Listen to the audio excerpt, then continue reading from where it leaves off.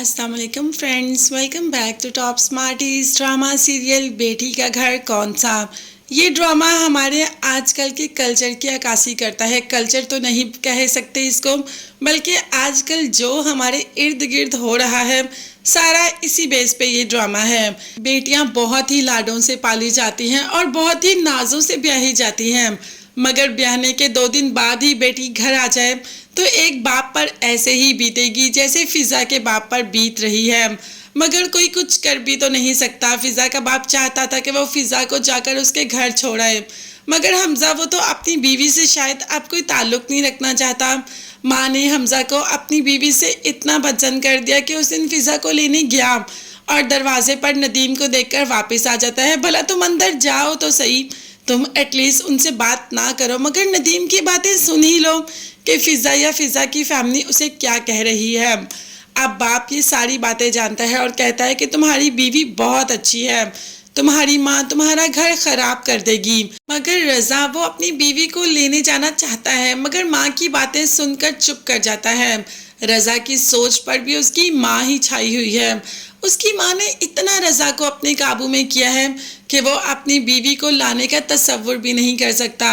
आज तो बाप ने जहाँ आरा से भी कह दिया कि तुम मेरे बेटे का घर नहीं बसने दोगी, अभी हमारे 2 और भी बेटे हैं, तुम उनके साथ भी क्या करोगी। जिस पर जहाँ आरा का कहना था कि फिजा तो इस घर में कभी नहीं आएगी। अली ने कहा कि अम्मी ये आप ज्यादती कर रही हैं, वो किसी की बेटी है और आप किसी की बेटी के साथ ऐसा कैसे कर सकते हैं। अभी तो उन्हें यहाँ पे आए 2 दिन ही हुए थे और आपने उनके साथ ये किया। रज़ा भाई आप कोई स्टैंड क्यों नहीं लेते, मगर रज़ा वो और स्टैंड ले ले, ऐसा तो हो ही नहीं सकता।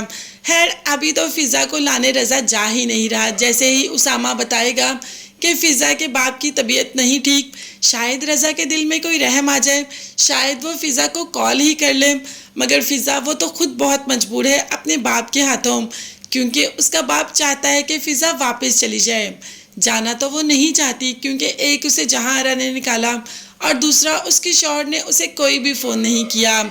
मगर बाप को इस हालत में भी नहीं देख सकती फिज़ा, इसीलिए शायद फिज़ा खुद ही अपने घर चली जाए अपने बाप को खुश करने के लिए। शायद इससे उसका बाप मुतमिन हो जाए। माँ बाप औलाद के लिए बुरा नहीं सोचते, मगर वो ये सोचते हैं कि उनकी औलाद का घर एक छोटी सी कोताही, छोटी सी गलती या ईगो की वजह से ख़राब ना हो।